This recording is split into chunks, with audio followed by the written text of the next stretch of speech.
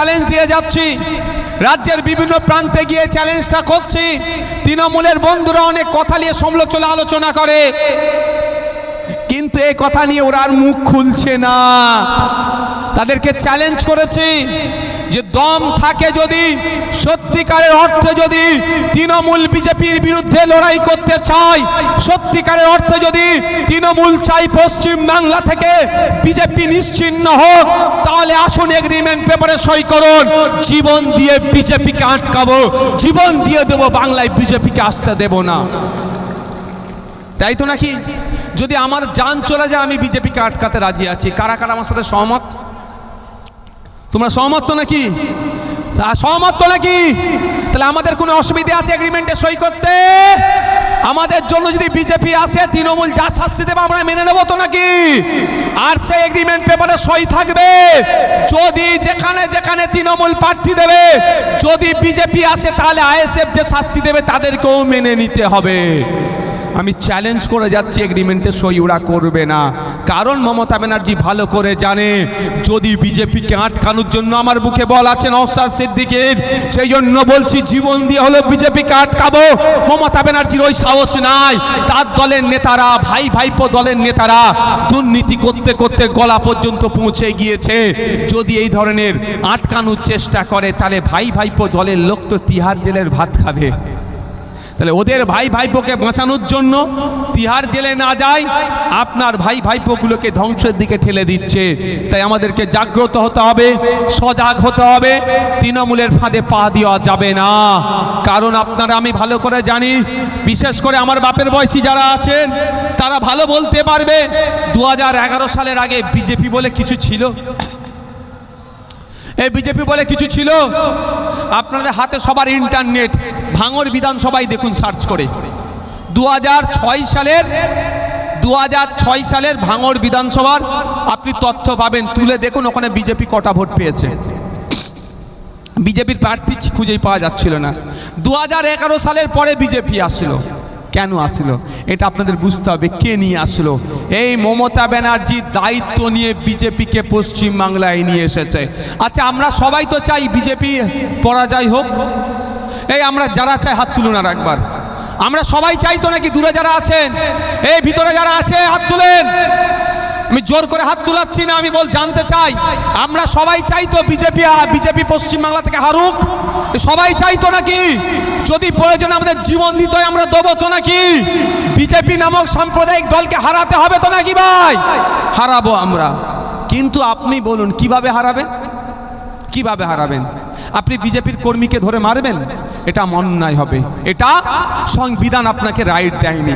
আপনি কি করতে পারেন? বিজেপির বিরুদ্ধে ভোট দিতে পারেন, বিজেপির বিরুদ্ধে শালীনতা বজায় রেখে বক্তব্য দিতে পারেন। বিজেপি যে সাম্প্রদায়িক কথাবার্তা বলছে ধরে জেলের মধ্যে রাখতে পারেন। নওশাদ সিদ্দিকী পারবে ধরে জেলে রাখতে? রাখবে কে? মমতা ব্যানার্জি। আর আমরা কি দেখলাম? এই দেখুন না, আজকে তো এখানে এসে চানা মটর বিক্রি করছিল, এর মধ্যে ঢুকে তাড়িয়েছি না? ওরা আমি জাত দেখার চেষ্টা করেছি, ও কোন জাতের কোন বর্ণে দেখার চেষ্টা করেছি কি? পেটের জ্বালা এসছে। যদি এখান থেকে ওর দিনে 300 টাকা ইনকাম হয়, যদি 300 টাকা ইনকাম হয়, এটা ভালো না খারাপ ভাই? ভালো তো। কিন্তু আপনারা কি দেখলেন? ব্রিগেডের ময়দানে যেখানে গীতা পাঠ হচ্ছিল, ওখানে একজন মানুষ, শুধু মুসলমান নয় ভাই, শেখ রেজাউল নয়, শ্যামল মুন্ডাও মার খেয়েছে।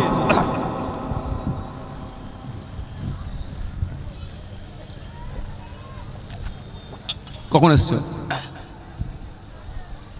ও আচ্ছা আচ্ছা। ওখানে শেখ রেজাউল নয়, শ্যামল মণ্ডলও মার খেয়েছে, মাথায় রাখবেন। গুলিয়ে দেওয়ার চেষ্টা হচ্ছে। এই বিজেপি শুধুমাত্র মুসলমানের বিরুদ্ধে নয়, এই বিজেপি খেটে খাওয়া মানুষের বিরুদ্ধে, এই বিজেপি সম্প্রীতির বিরুদ্ধে, এই বিজেপি ঐক্যের বিরুদ্ধে। তাই এই বিজেপির বিরুদ্ধে সকলকে ঐক্যবদ্ধ লড়াই করতে হবে। ওরা কি করেছে? ওদের অপরাধটা কি? ও যেখানে ওরা সারা বছর ওখানে প্যাটিস বিক্রি করে, লোকজন আসে একটু প্যাটিস বিক্রি করে, ওই প্যাটিসটা নাকি চিকেন প্যাটিস ছিল, ওই জন্য মার খেতে হয়েছে। এবার আপনাকে বলি, ওই যে ছোলা নাকি বিক্রি করছিল এখানে, ওকে যদি আমার না ভালো লাগে, আমি কি বলবো? ভাই এখান থেকে তুমি চলে যাও, ডিস্টার্ব হচ্ছে। এর থেকে বেশি কিছু বলা যাবে কি? ভাই তুমি চলে যাও। তা না করে যদি দুমদাম মার দেওয়া হয়, এটা মানে কোথায় দাঁড়াচ্ছে? তো গীতা পাঠের অনুষ্ঠানে চিকেন নাকি খাওয়া যাবে না। আমার হিন্দু সমাজ সম্পর্কে অত ডিপলি আমার মানে জ্ঞান নাই, আমি গীতা ডিপলি পড়িও নি, সুতরাং আমি বলতে পারবো না ওখানে লেখা আছে কি না নাই, আমি এই বিতর্কে যাব না। তারপরেও বলছি, যদি মনে করে ওখানে চিকেন খেলে অপরাধ, তাহলে ওকে বলা দরকার ভাই তুমি চলে যাও, এখানে এসব বিক্রি করবে না। তার পরিবর্তে হামলা চালালো, প্রাণঘাতী হামলা, মব লিঞ্চিং করা হলো, তাকে ধরেনি। যখন আপনি আমি ফেসবুকে লেখালেখি, সোশ্যাল মিডিয়া, গণমাধ্যমে যখন এটা নিয়ে চর্চা হচ্ছে, তৃণমূলের যখন সমালোচনা করা হচ্ছে যে বিজেপি যে ওই যে সাম্প্রদায়িক শক্তির বিরুদ্ধে ব্যবস্থা কেন নেওয়া হচ্ছে না, আমরা দেখলাম ভোরের বেলা গ্রেফতার করলো, সকালবেলায় প্রায় জামিন পেয়ে গেল, নতুন ভোর আসলো না, জামিন পেয়ে গেল। এটা বুঝতে হবে। তা আপনি আমি চেষ্টা করছি বিজেপিকে আটকাবো, আপনি আমি একা আটকাতে পারবো না। যদি সরকার না চায়, যদি এই সরকার থাকে, বিজেপিকে আটকানো যাবে না। যদি বিজেপিকে আটকাতে চান, এই সরকারটাকে চেঞ্জ করতে হবে, তাহলে বিজেপি এমনি আটকে যাবে। আপনি 1998 সালের আগে অনেক চেষ্টা করেছিল বিজেপি এখানে দাঁত ফুটানোর। সেই সময় বামফ্রন্ট সরকার ছিল, জ্যোতিবাবুর সরকার ছিল, বিজেপিকে এখানে দাঁত ফুটাতে দেয়নি। যতবারই বিজেপি নামক চারা গাছ বপন করেছে, জ্যোতিবাবু তখনই বিশেষ ফেলে দিয়ে চারা গাছকে নির্মূল করেছে। তখন বিজেপি দেখলো এইভাবে সম্ভব নয়, সেই সময় কংগ্রেস থেকে মমতা ব্যানার্জিকে বার করে এই বিজেপি লালকৃষ্ণ আডবাণী, অটল বিহারী বাজপেয়ী জিরা মমতা ব্যানার্জির হাতে নতুন দলের ঝান্ডা তুলে দিল বিজেপিকে প্রমোট করার জন্য। এই ক্যামেরা হচ্ছে প্রমাণ। আমি যদি মিথ্যা কথা বলি আমাকে ছাড়বে না। আমার নামে মিথ্যা 20খানা মামলা হয়ে গেছে, 20টা মামলা হয়েছে। আর আমি যদি এখন ওদের নামে মিথ্যা কথা বলি আমাকে ছেড়ে কথা বলবে না। তাই 1998 সালে বিজেপি দায়িত্ব নিয়ে তৃণমূল কংগ্রেসের জন্ম দিল, যাতে পশ্চিম বাংলায় বিজেপি চাষ করার জন্য অনুকূল পরিবেশ তৃণমূল তৈরি করে। তার প্রমাণ হচ্ছে 2011 সালের আগে পশ্চিম বাংলায় বিজেপি বলে কিছু আমরা জানতাম না। যারা বাপের বয়সী, বাপেরা মায়েরা আছেন, মায়ের বয়সী আছেন, বলুন 2011 সালের আগে বিজেপি বলে কিছুই ছিল না। যেই তৃণমূল ক্ষমতায় আসলো, বিজেপি সেই ঘর থেকে বার হলো, সেই বিজেপি তার আসল রূপটা দিল।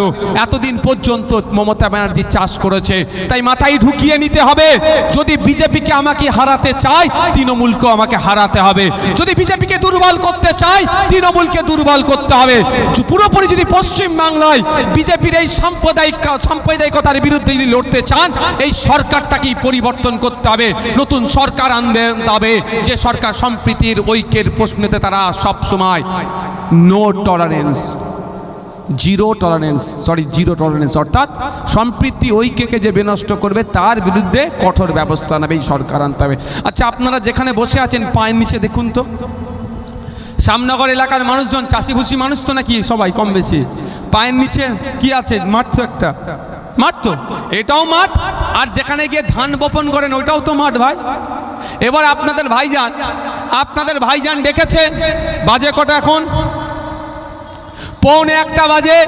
আপনাদের ভাইজান ডেকেছে 1:45 বাজে, 1100+ রক্তদাতা হয়ে গিয়েছে। দিচ্ছেন, একদিকে বলছে রক্ত বিক্রি করে দিচ্ছে, হ্যান করছে, আটকাতে পারছে না তো, প্রয়োজনে ভাইজানের জন্য জান দিয়ে দিচ্ছেন। তার প্রমাণ মহিউদ্দিন মোল্লা, হাসান মোল্লা, রেজাউল ভাইজানের জন্য জান দিয়ে দিচ্ছেন। আর ভাইজান যদি বলে কালকে এখানে আমি ধান লাগাবো, কাল কি পারবেন কি? এটাতে এই যে চরিত্র হয়ে আছে জমির, পারবেন? এই যা আমি বোঝানোর কি চেষ্টা করছি, বুঝতে পারছেন কি? আপনাদের ভাইজান নওশাদ ভাইজান বলল আমি এখানে ধান চাষ করব।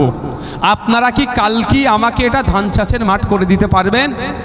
পারবেন, কিন্তু আপনারা 40 বছর, 30 বছর, 20 বছর ধরে খেতি খামারি করছেন, সব একদম পেশাদার। আপনারা চাষি মাঠে গেলে বলে দিতে পারবে ধান দেখে আর কদিন পরে পাকবে, এই অভিজ্ঞতা হয়ে গেছে তো বাপ। আপনি বলুন কালকে কি আপনি পারবেন? আপনারা তো এত বড় বড় চাষি, আমি কালকে এখানে ধান চাষ করবো, পারবেন মাঠটা রেডি করে দিতে? কেন পারবেন না? এটা ধান চাষের অনুকূল নয়। তাহলে কি করতে হবে? বালি পাথর হ্যান ত্যান যা আছে তুলে ফেলতে হবে, ধান চাষের মাটি আনতে হবে, নাগল দিতে হবে, পানি দিতে হবে, তারপরে কি করতে হবে? ধান চাষের জন্য করতে হবে, টাইম লাগবে তো। তো পশ্চিমবাংলায় আজকে বিজেপির যে রমরমা একদিনের নয়, 1998 সাল থেকে মমতা ব্যানার্জিকে দায়িত্ব দিয়েছিল, তার জ্বলন্ত উদাহরণ কদিন আগে বিজেপির রাজ্য সভাপতি শ্রমিকবাবু বলে দিলেন কি, যে লেবার রুমে আডবাণীজি আর বাজপেয়ীজি না থাকলে তৃণমূলের দলটাই হতো না। তো এই পশ্চিমবাংলায় বিজেপি নিয়ে আসার মূল কারিগরের নাম হচ্ছে মমতা ব্যানার্জি। পশ্চিমবাংলায় বিজেপির যেই রমরমা, বিজেপি যতটা করছে বা যতটা যায়, সবটার জন্য একজনই দায়ী, তার নাম হচ্ছে মমতা ব্যানার্জি। তাই আপনারা বলুন, বিজেপিকে আটকাতে গেলে তাহলে কি করতে হবে বলুন? মমতা ব্যানার্জিকে হারাতে হবে। আমি একটা উদাহরণ দিয়ে আমি অন্য প্রসঙ্গে যাব, আমি ফিরে আসবো আমার জায়গায়। বিধায়ক কি করবে কি করবে না, উদাহরণটা এটাই। আচ্ছা, আপনারা তো সব কৃষক মানুষ ম্যাক্সিমাম, বা কৃষি প্রধান আমাদের ভাঙড়। যেখানে পানি থাকে সেখানে কি হয়, ঘাস জন্মায়, তাই তো? যেখানে পানি থাকবে সেখানে ঘাস জন্মাবে, আর ঘাস জন্মালে ওই ঘাসকে খেতে গরু ছাগলের উৎপাদ বাড়ে। আর গরু ছাগলের উৎপাদের জন্য আপনি বেড়া যতই লাগিয়ে রাখুন না কেন, বেড়ার গেটের দায়িত্ব যাকে দিয়েছেন সে গরু ছাগলকে খুলে দিচ্ছে। তাহলে আপনি এখন কি করবেন? পানি আসলে ঘাস জন্মাবে, ঘাস জন্মালে গরু ছাগলের উৎপাদ বাড়বে। তাহলে আমার ফার্স্ট কাজ কি হবে? ঘাস জন্মানোটাই বন্ধ করতে হবে। ঘাস জন্মানো বন্ধ কিভাবে হবে? পানি আসার লাইনটা বন্ধ করতে হবে। পশ্চিমবাংলায় বিজেপি আসার লাইনের নাম হচ্ছে তৃণমূল। তো পশ্চিমবাংলায় যদি আপনি বিজেপি আসা বন্ধ করেন, পানি আসার লাইন তৃণমূলটাকে কাটুন, পশ্চিমবাংলা সেই 2011-র মতো করে দিন তৃণমূলকে, আর বিজেপি বাংলায় খুঁজে পাবেন না। বুঝাতে পারলাম কি আপনাদের? 2011-র আগে পশ্চিমবাংলায় তৃণমূল ছিল না, বিজেপিও ছিল না। 2011-র পরে পশ্চিমবাংলায় বিজেপি এসেছে, তৃণমূল এসেছে। তো আমরা 2026-এ পশ্চিমবাংলায় বিজেপিকে আসা যদি বন্ধ করতে চান, তাহলে এই পানি আসার লাইনটা কাটুন। পানি আসবে না, ঘাস হবে না, গরু ছাগলেরও উৎপাত হবে না। মাথায় থাকবে তো নাকি? এখানকার মানুষের আছে মাথায়, তারপরেও আমি বলছি, আপনাদের আত্মীয় স্বজন যেখানে যেখানে আছে, হাড়ুয়া আছে, মিনাকা আছে, রাজারহাট আছে, ক্যানিংয়ে আছে, যেখানে আছে একটাই কথা, কোনো কথা হবে না। আপনারা বলুন, শুভেন্দু অধিকারী যে কথা বলছে ওকে তো জেলের মধ্যে রাখা দরকার, বাইরে রাখা দরকার। উনাকে জেলের মধ্যে রেখে জেলের ভাত খাওয়ানো দরকার। 2-4 বার জেলের ভাত খাওয়ালে পশ্চিমবাংলায় সাম্প্রদায়িক কথা বলার পুরো চুপ হয়ে যাবে। 2-4 বার জেলের ভাত খাওয়ালে না, এই সাম্প্রদায়িক কথা বলা বন্ধ হয়ে যাবে শুভেন্দু বাবুর। আর শুভেন্দু বাবু যদি সাম্প্রদায়িক কথা বলা বন্ধ করে দেয়, অন্যান্য বিজেপির নেতারাও ফিউজ হয়ে যাবে। আর অন্যান্য বিজেপির নেতারা ফিউজ হয়ে গেলেই পশ্চিমবাংলায় যে আমরা ঐক্যের সাথে আছি, সম্প্রীতির সাথে আছি, সেটা আর বিনষ্ট হবে না। কিন্তু মমতা ব্যানার্জি এটা করছে না কেন? মমতা ব্যানার্জি চাই না যে পশ্চিমবাংলার সম্প্রীতি ঠিক থাকুক, পশ্চিমবাংলার ঐক্য ঠিক থাকুক। যে ঐক্য সম্প্রীতি ঠিক থাকলেই তো আর আপনি তৃণমূলকে ভোট দেবেন না। আপনি যদি না ভয় পান, আপনি তৃণমূলকে ভোট দেবেন না। সারা রাজ্যের মানুষকে ভয় দেখিয়ে তো ভোট নেওয়া হচ্ছে, অন্য কোনো তো পলিসি নাই। আমি তো চ্যালেঞ্জ করি, একটা প্রকল্পের নাম বলুন, একটা এমন প্রকল্পের নাম বলুন যে প্রকল্পের জন্য তৃণমূলকে মুসলমানরা ভোট দেবে, সেকুলার মানুষরা ভোট দেবে। একটা প্রকল্পের নাম বলুন। একটাই প্রকল্প আছে, সেটা কি? বিজেপির ভয় প্রকল্প। অনেক প্রকল্প আছে। তো মমতা ব্যানার্জি লক্ষ্মীশ্রী, কন্যাশ্রী, লক্ষ্মীর ভাণ্ডার, কন্যাশ্রী, যুবশ্রী, কত রকম প্রকল্প চালাচ্ছে না? দুয়ারে রেশন গল্প শোনাচ্ছে, কিন্তু রেশন দুয়ারে যে হচ্ছে না, এখানেও ওই খবর আছে। আমি বলে যাচ্ছি মিডিয়ার মাধ্যমে রেশনের ওলা ডিলারদেরকে, যদি এই অভিযোগ আছে, অভিযোগের সত্যতা আমি এখনও যাচাই করিনি, অভিযোগের সত্যতা যাচাই করিনি। যদি এই ধরনের কর্মকাণ্ড করেন, আমি অনুরোধ করছি এই কাজ করবেন না। এখানে ফিঙ্গারপ্রিন্ট, ওখানে চাল, ওখানে ফিঙ্গারপ্রিন্ট, এখানে চাল, এই নিয়েও একটা অভিযোগ আছে, এই কাজ করবেন না। নির্দিষ্ট নিয়ম মেনে করুন। যদি করতে অসুবিধা লাগে আমাদেরকে জানান, আমরা প্রস্তাব দেবো বিধানসভাতে। আপনাদের জন্য, কিন্তু নিয়ম বহির্ভূত কোনো কাজ করবেন না। যাক, বিভিন্ন প্রকল্প চলছে। একটা প্রকল্প শুধু মুসলমানদের ভোট নেওয়ার জন্য রেখে দিয়েছে মমতা ব্যানার্জি। সে প্রকল্পটার নাম কি? বিজেপির ভয়। এই প্রকল্প দিয়ে আপনাকে আমাকে বোকা বানানোর চেষ্টা করছে। তবে ভাঙড়ের মানুষ শরতের বিপক্ষে গিয়ে রাজ্যের মানুষকে একটা বার্তা দিয়েছে।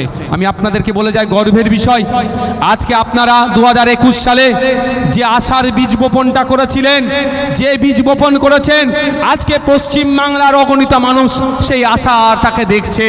আজকে পশ্চিম বাংলার অগণিত মানুষ কি বলছে, কি হচ্ছে না হচ্ছে দেখার দরকার নাই। ভাঙড়ের বিধায়কের মতো 10টা নওশাদ সিদ্দিকীকে আমরা আমাদের বিধানসভা থেকে পাঠাবো, এই প্রস্তুতি তারা নিচ্ছে। আপনারা যে আশার বীজটা বপন করেছিলেন, আমার ভরসা বিশ্বাস, ভাঙড়ের মানুষের আশা ভরসা বিশ্বাস আস্থাকে আমি নষ্ট করিনি, আমি আপনাদের বিশ্বাসকে আমি ভঙ্গ করিনি।